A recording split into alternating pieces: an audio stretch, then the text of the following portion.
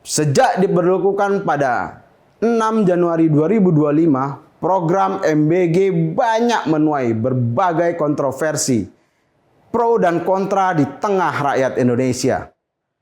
Berbagai polemik pun muncul, mulai dari isi makanan yang terlalu sedikit, ada siswa-siswa yang keracunan akibat makanan salah pengolahan, hingga dana yang dipakai. Halo Sobat Media Indonesia, berjumpa lagi dalam The Editors. Gagasan untuk memasukkan serangga dan ulat sebagai sumber protein yang layak dikonsumsi dalam program makan bergizi gratis memantik polemik di masyarakat. Ada yang mendukung, tapi tidak sedikit juga yang menentang wacana yang pertama kali disampaikan oleh Kepala Badan Gizi Nasional, Dadan Hindayana. Dadan menuturkan ada beberapa daerah yang biasa mengkonsumsi serangga sebagai sumber protein. Meski begitu, kata Dadan, bukan berarti pihaknya akan menghidangkan serangga sebagai makanan untuk seluruh siswa di Indonesia. Menurutnya, serangga bisa masuk ke menu MBG di wilayah yang warganya terbiasa makan serangga. Saya kutip pernyataan Dadan. Itu contoh bahwa Badan Gizi ini tidak menetapkan standar menu nasional, tetapi menetapkan standar komposisi gizi. Nah, isi protein di berbagai daerah itu sangat tergantung potensi sumber daya lokal dan kesukaan masyarakat lokal. Jangan diartikan lain ya, kata Dadan seperti dikutip mediaindonesia.com. Di satu sisi, usulan ini juga sejalan dengan Perpres nomor 81 tahun 2024 yang mendorong percepatan penganekaragaman pangan melalui optimalisasi pangan lokal. Namun, di sisi lain, muncul sejumlah pertanyaan mengenai kelayakan dan potensi risiko untuk produksi massal, seperti risiko alergi serta tantangan budaya yang dialami oleh masyarakat Indonesia. Meskipun dirancang untuk wilayah tertentu, pemenuhan serangga sebagai lauk dalam MBG perlu kajian mendalam. Apakah hewan seperti ulat dan serangga benar-benar dapat menjadi solusi pangan untuk saat ini ataupun hingga masa depan, atau sebaliknya, wacana ini akan menambah masalah baru bagi masyarakat.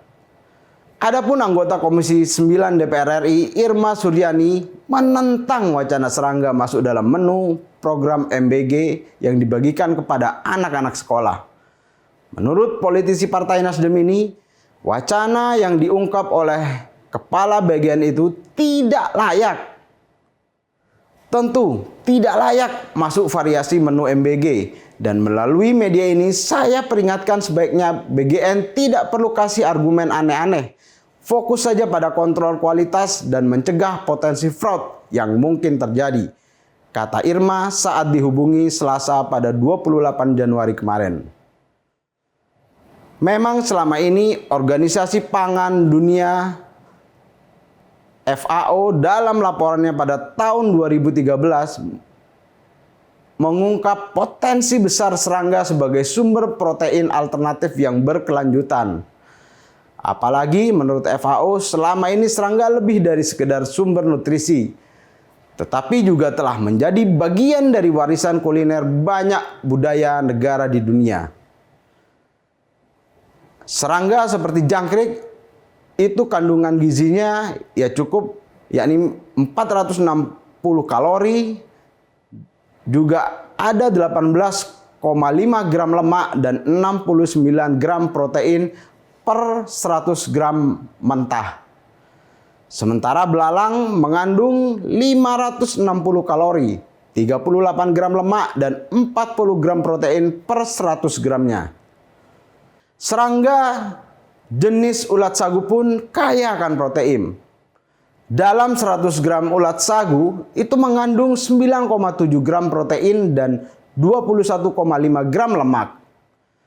Laporan FAO itu juga menyebut bahwa sekitar 2 miliar orang di dunia mengkonsumsi serangga setiap hari.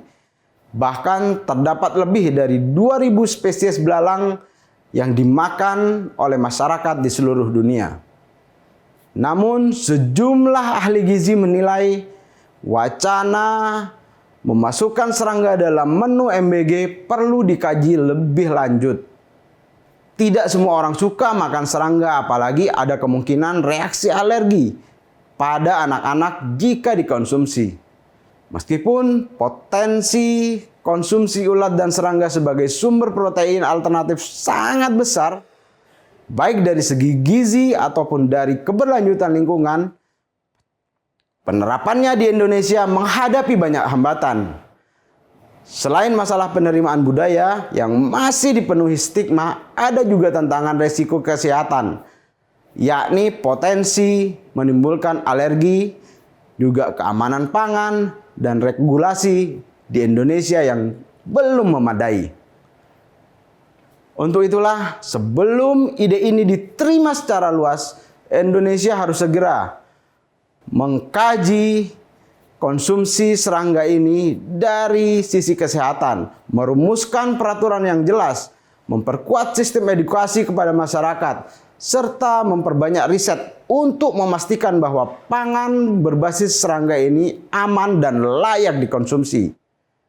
Tanpa langkah-langkah ini, alih-alih menjadi solusi, wacana ini justru berpotensi menambah masalah baru dalam sektor pangan di Indonesia. Seperti kita ketahui, sejak diberlakukan pada 6 Januari 2025, program MBG banyak menuai berbagai kontroversi, pro dan kontra di tengah rakyat Indonesia. Berbagai polemik pun muncul, mulai dari isi makanan yang terlalu sedikit, ada siswa-siswa yang keracunan akibat makanan salah pengolahan, hingga dana yang dipakai untuk makan bergizi gratis ini. Dana APBN menjadi membengkak akibat makan bergizi gratis. Anggaran infrastruktur berkurang akibat makan bergizi gratis. Anggaran kementerian juga dipangkas.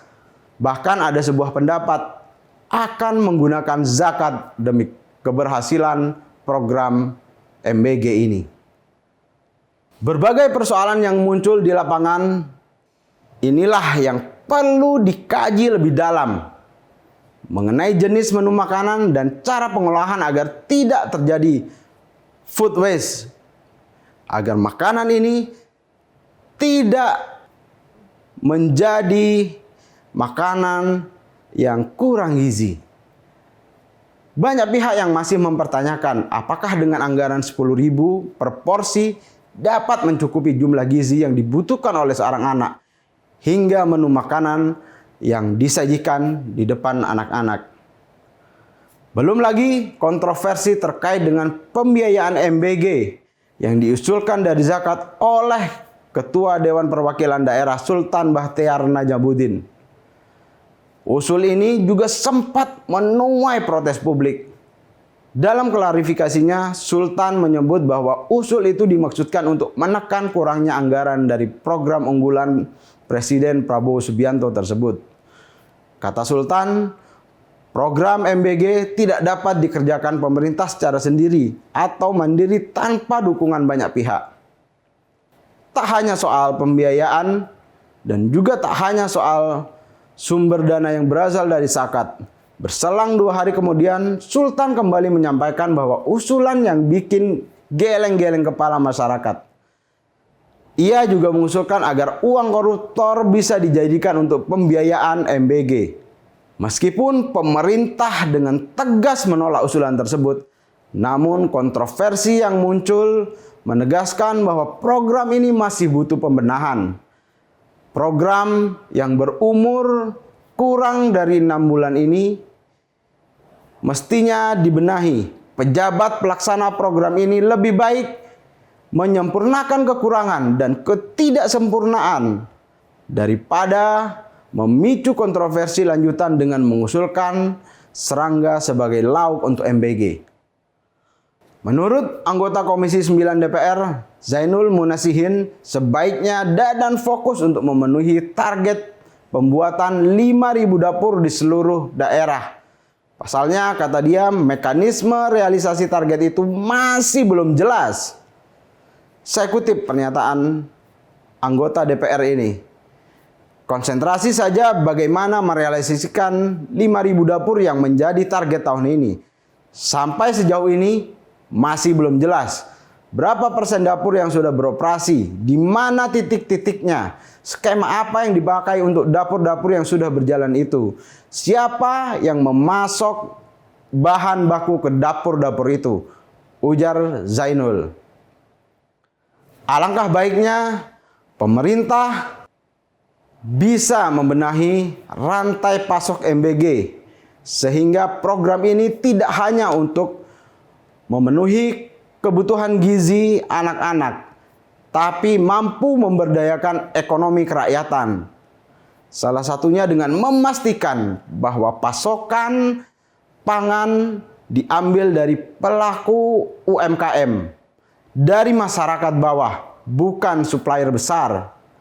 Hal itu jauh lebih penting ketimbang berwacana memasukkan serangga ke dalam daftar menu MBG.